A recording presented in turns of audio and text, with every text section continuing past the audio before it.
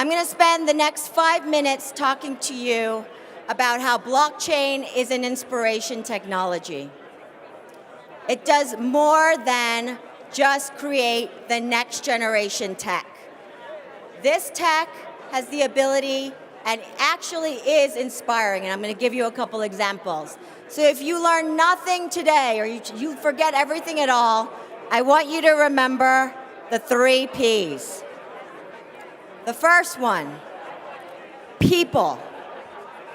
The power of people.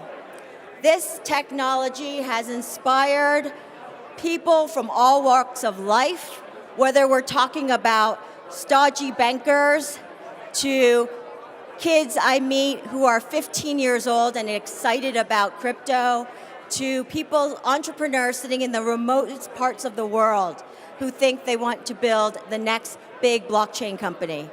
This is an inspiration technology that has ignited the minds of many people around the world, and some of the brightest, to spend their time working on solutions to solve real-world problems using blockchain. People. The second one, the second P I want to talk about, is around individual empowerment and power. So it's power not in energy sense, but power of the collective. So when you take all of those people together and bring them together, what happens? Actually, I would say magic happens. And you can solve some of the world's most challenging problems by bringing those people together. So when I think about demographics, let's talk about demographics here for a second. The next couple decades are going to see another 1 billion people put on the African continent, with average ages between 15 to 19, depending on which country you're talking about. That is an awesome amount of people power. Look at the US, look at Germany, look at Japan. We've got an aging demographic here. We have some big systemic changes happening. We need to harness and educate people power. And the regions are shifting. We really need to think about how we're going to galvanize these regions. Okay, I'm going to leave you with the last one here, which is around prices. So I'm a former markets person, trader, banker, derivatives structurer.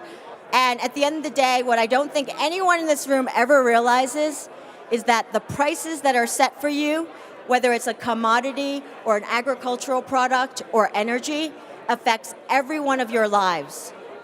Prices, transparent prices, where prices come from, and how prices are set. We need transparency in every price that is set in the world. And that is where I spend a good deal of my time, on how do we put and shed light on markets. And there are plenty of markets that are traded electronically, and they're transparent, but there are so many more, whether you're talking about commodities or different segments of energy or real estate, you name it, they are not transparent.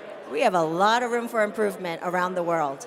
So, with that, when we put those 3 Ps together, the reason why blockchain is an inspirational technology is not because of blockchain itself. It's blockchain plus many other emerging tech. But what blockchain does is it questions status quo.